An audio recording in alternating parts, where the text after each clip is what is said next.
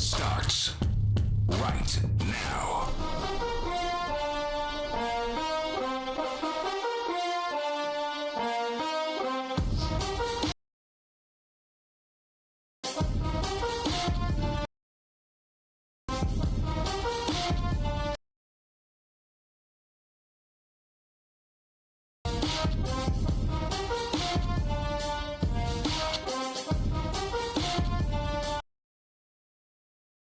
Guess who's back? What's up, everybody? Welcome to the latest edition of the Stephen A. Smith Show, coming at you as I love to do every weekday over the airwaves of ESPN Radio and ESPN News, 250 plus markets across the United States of America, plus ESPN Radio on Sirius XM Channel 80, plus ESPN Radio simulcast over the live national television airwaves of ESPN News. Number to call up as always is 888 say ESPN. That's 888-729-3776. The Stephen A. Smith Show is being brought to you by mycomputercareer.edu. Training for a better life. Time for Straight Talk, brought to you by Straight Talk Wireless. Best phones, best networks, no contracts. I gotta admit it. I did not see this coming. In a million years, I did not see this coming. I did not see Tiger Woods winning the Masters. I didn't see it. Now, I will say this for the record, that on many occasions, I have said if Tiger Woods is able to overcome that hump and win one major, I believe he will catch Jack Nicklaus, because I think that their biggest impediment is that first hurdle. But once he gets over that first hurdle, I think he'll be just fine thereafter. And as a result, he will catch and ultimately surpass Jack Nicklaus to officially be what we all already know, is that he's the greatest golfer in the history of the sport. But that first hurdle is what I had sincere doubts that he'd be able to overcome. And not only did Tiger Woods win the Masters, not only did he do that, shooting a 270 yesterday in the final round, but he was under par every single day en route to capturing the 15th career major of his career. Every single day. One of the things that I repeatedly said about Tiger Woods, and I've repeatedly said about him throughout the years, is this: he could beat anybody one day, maybe even two. But the days of him being able to provide and display a sustained level of excellence over the course of 4 days is not something I believe he could do. I didn't believe it.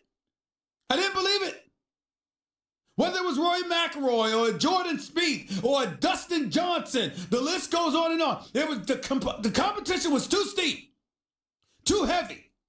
And that combined with his physical ailments, 4 different back surgeries, combined with his emotional and mental ailments that had plagued him for the last decade,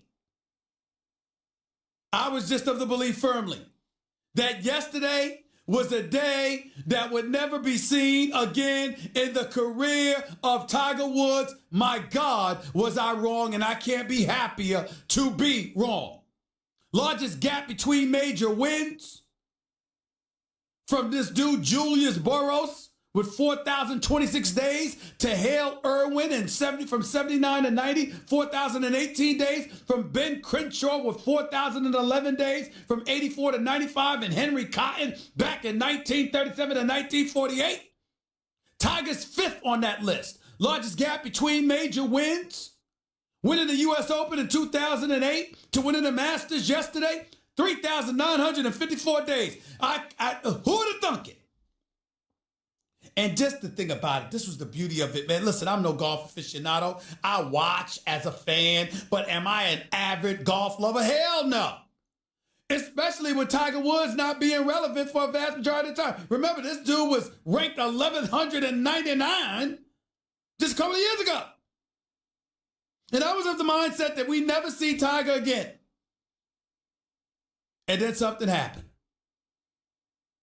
He walked into the final round of this Masters with a 2-shot deficit against Molinari, Francesco Molinari. We got to remember that. Tiger had never come back in the final round to win a major in his career. We have to remember that. And then something strange happened. On the 12th, Molinari hit it in the Rays Creek. Should have hit a shot over the water. It did, but it rolled right back into the water. Him and Brooks Koepka. But especially Molinari. Because you had a 2-shot lead, and you surrendered that, and you gave Tiger Woods the opening that he needed, and he capitalized. And when he capitalized, cleaning up for par with his 4-foot shot, we had a tie score, and all of a sudden, you just saw it. Now, I know guys like my boy Max Kellerman and others will sit up there and tell you, we don't want to hear anything about intimidation. It's the sport of golf. Nobody's playing defense against you. What's the big deal? Damn it, it is a big deal. There's a mental component to competing in sports at a very high level that simply cannot be ignored. And when you feel dudes literally tugging at your heels, creeping up on you, crawling on you, it makes you uncomfortable. It makes you nervous.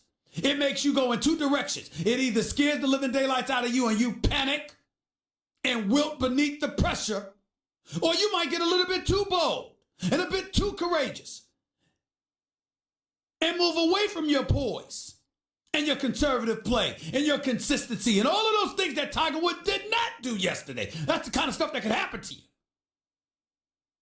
And that's what Koepka and Molinari did. And as a result of taking those chances, with both of their shots going into the creek, it was a perfect opening for Tiger. After being even at 12 with 11 under, here he comes. 13th hole, he birdies. 15th hole, he birdies. And that shot on 16. I mean, what do you say? What do you say? Cozy shot, perfectly right of the hole, lets the slope do the rest of the work. Ball rolls right near the cup and misses by inches. Ends up being a few feet away for an easy birdie. And there you had it. Birdied on the 13th, birdied on the 15th, birdied on the 16th. He has the lead. He wasn't giving it up. And so now we look at Tiger Woods. And we look at this man. He's won the U.S. Open before. He's won the Masters now 4 times. Obviously, he's won a PGA, British Open. He's done it all. This man has now captured his 15th career major win. Only Jack Nicklaus has more at 18. He's won this Masters at age 43. Only Jack Nicklaus has done it better, basically, at age 46. He's got 4 Masters. Jack Nicklaus has 5. And this is where it gets very, very interesting, because now it begs the question and prompts us all to say, okay, what do we think is going to happen? Do we believe this is it for Tiger? Hell no, it ain't.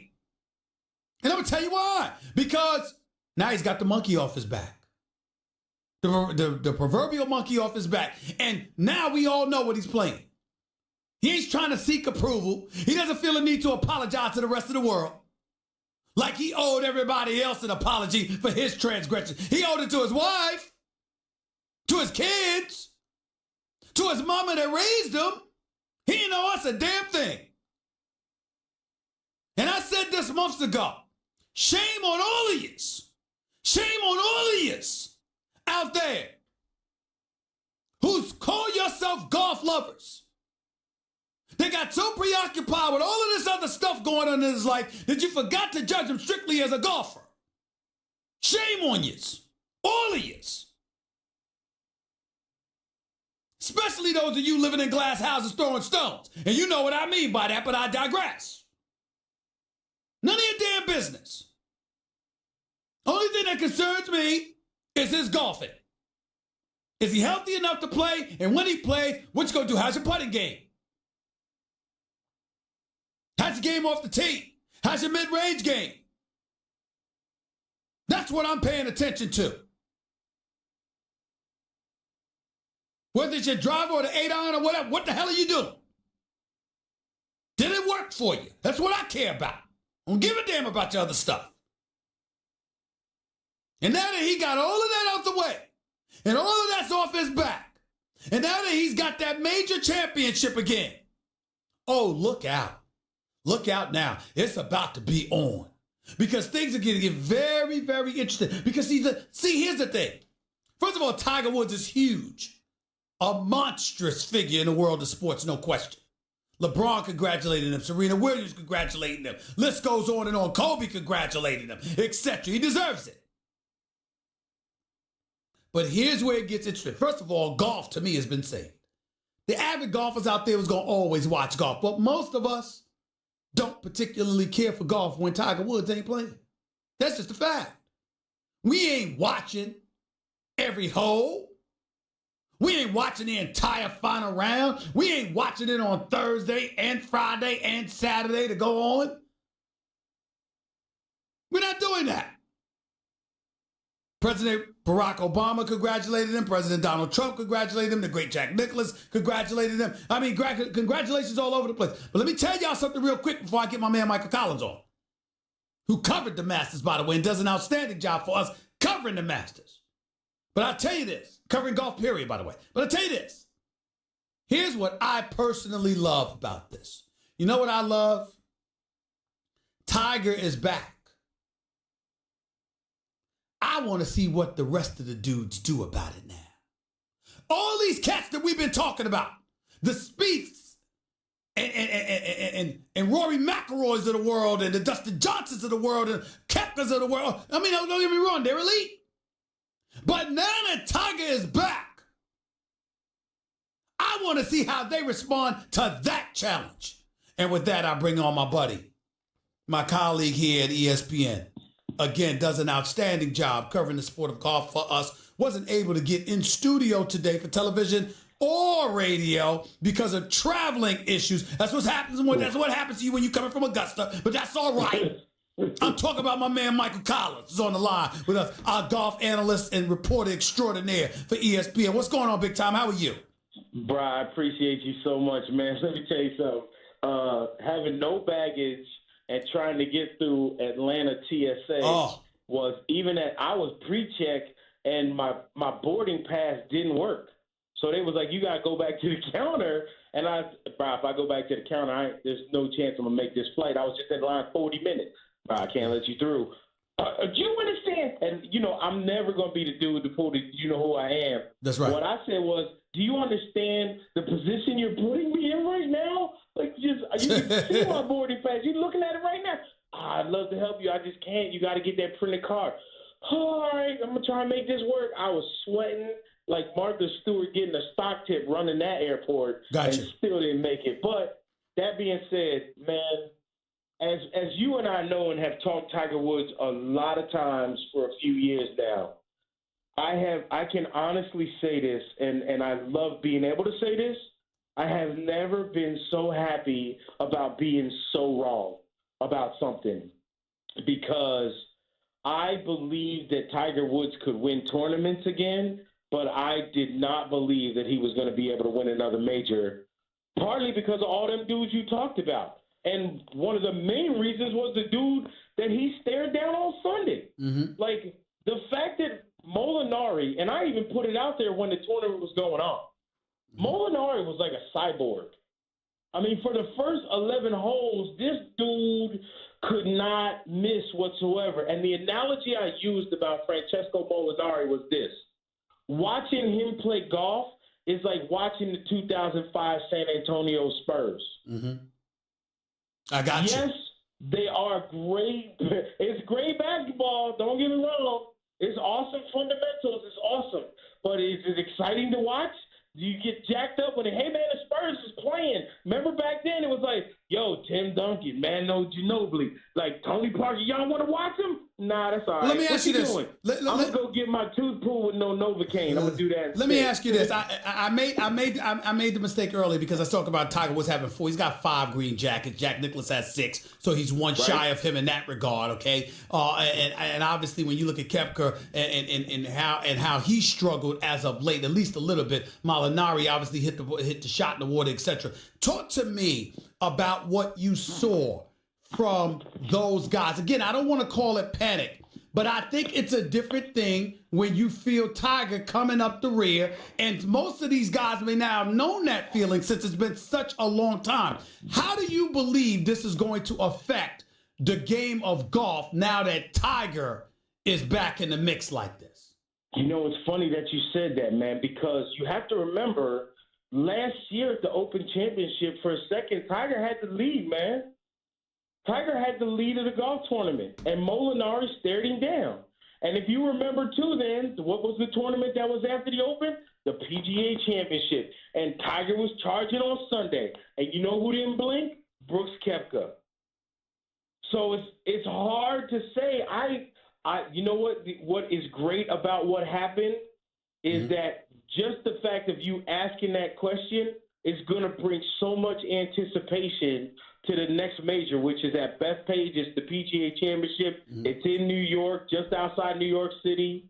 I mean, and he's won there before, so it's like this, the opportunity for us to find. We're gonna find out. Simple as that. We're gonna find out. I don't know that these youngsters that are up there now, like Dustin Johnson and Brooks Koepka, you know, Jordan Spieth has not been playing all that good. No, he has not. I was getting ready to bring that up, and I want to know why. Yeah. But you got a guy like John Rahm who's playing some great golf too, and you know he also took Tiger down in the Ryder Cup. Like, I'm going to be anxious to see what these dudes do at the next major championship, because that's what it's going to take for these young guys. Like, even these young guys are going to look at this Masters when this week is over. Those dudes are going to look back at this major and they're going to be like, yeah, that was nice that Tiger won, but you know, all the stars had to align. I missed a couple. Like, Brooks is going to be – I had a chance to tie him and go into a playoff, but I missed the putt on 18. So if he puts himself in that position again, does he miss that putt? I don't know. We're going to find out, though. So it's going to be interesting to see if this Tiger Woods can be the old Tiger Woods. Because if you remember, like, that Tiger Woods back in 2000 through 2007, even 2009 and – a little bit of 2013, he wasn't friends with any of these dudes. No, he wasn't. He's actually friends with Ricky Fowler and Justin Thomas and, like, those dudes down in South Florida. He plays golf with Brooks and Dustin and them dudes that are down there. Like, he never did that before. So knowing that this friendly Tiger Woods can also now put the hammer on him, it's going to be interesting to see how then they react when they're in the group with him. Because the only guys that was with Tiger on Sunday was Tony Finau, who had never won a major before, and Molinari, who was the first to hit that shot on 12 when no one felt the wind, which I think helped Tiger Woods. But then Molinari just talk about crashing and burning. What he did on that par 5 was terrible. And I guess what I'm asking is this: Tiger shot a -2 on the final day. Okay, right. You had Johnson. Koepka was a -2 as well. Johnson was a -4. And who was it? Scheffler. He was a -4 as well. Yep, Xander Schauffele. Schauffele, yes. So you look at these guys, and if I'm trying to remember the pronunciation of this guy, Tony Finau or whatever. I mean, he shot it. He just shot an even par. I'm looking at it from this perspective. Tiger Woods, to me, won because those guys lost too. It wasn't just what he did. It was what they didn't do, what guys didn't do over the course of 4 days. So I guess what I'm asking you is, what you saw from Tiger, as wondrous as the ultimate accomplishment was, you've been watching Tiger Woods throughout his career. Where does this performance of his, just as him as an individual, rank up there with some of the great performances you saw him put forth before? I also think when it comes to Tiger Woods, the reason that this is the greatest that we've seen, other than 2000, Tiger Woods in 2000, when he won the U.S. Open at Pebble Beach, he beat the game. He didn't beat people. He beat the game of golf. And I don't think we'll ever see anything like that ever again, where he won by 15 shots, was the only dude under par. Compared to, it was just stupid what he did at Pebble Beach, which we're going back to again this year. Other than that performance in 2000, this is the greatest thing we've ever seen from Tiger Woods because of all the baggage that he brought with him. That was what was so impressive. You cannot think that there wasn't pieces of all the shattered I guess, memories of stuff that has happened to Tiger Woods since 2009 and 2008. 2009, I'm saying, when he lost to Y.E. Yang at the PGA Championship and had never had anybody staring down and beat him like that before, ever. So all the baggage that came along with all the personal stuff, the losing the major that way, even though he won 5 times in 2013, what does Tiger talk about? It's the majors that matter. So to have him come back from 18 months of saying, I don't know that I'm ever going to play golf again. Like, there was that time where Tiger said that. He said out loud, I don't know if I'm ever going to play golf again. And believe me when I tell you, bro, everybody in the golf world freaked out because we all knew, like, Tiger don't just move the needle. Tiger's the needle, the stand, and the shipping crate the damn thing came in. So the thought of him not being around was crazy. And to go from that to now winning the Masters and that hug that he had with both Charlie and then his son and his daughter Sam after that, I don't know nobody that didn't have tears rolling down their eyes. When you ask what this performance meant, here's what it meant. Sunday night when I was cleaning out my stuff in that media center and I'm leaving and I see a whole bunch of brothers that was working there the whole week. You know, all the brothers that are there taking care of, like, the attendance and everything in the media center. You know what them dudes said when I was walking out? They was like, yo, we did it again. They said we. You know how hard that is for me to say that without getting crazy emotional? Right. Knowing that that's what that win meant, not just to him, but to everybody watching and at that place. Right. He did that in 97 for people, and now he did it again in 2019. And I don't know how you going to match that of any – who you going to say could do that? Mike, before I let you get on out of here, I need a quick answer to this. I mean, I'm looking at Fowler tied for 9th. I'm looking at Mickelson tied for 18th, even though obviously Mickelson's one of the elder statesmen of the game. McIlroy is tied for 21st. Spieth is there as well. What's going on with those guys real quick? Okay, so Phil Mickelson playing with house money. You ain't got to worry about him. Now, remember, we're going to Pebble Beach, and he won at Pebble Beach earlier this year. That being said, he's got so much pressure on himself to try and win his career Grand Slam. Rory, the career Grand Slam is in his head, which is why he couldn't perform at the Masters when he needed to. He just didn't have a fire. Jordan Spieth is something else. Jordan Spieth just got some stuff in his golf game going on. It's the ebb and the flow of the game, but his bottom is lasting a little bit longer than some of the other guys. Like you saw Jason Day, he almost had to pull out, but then had a chance to win, and he had an ebb and flow like that too. So Jordan's the one dude I'm worried about a little bit. And I'm just worried for Jordan because I think he's putting too much pressure on himself. Dudes like McIlroy, Jason Day, Ricky Fowler, even though he doesn't have a major yet, I'm not worried about those dudes as much.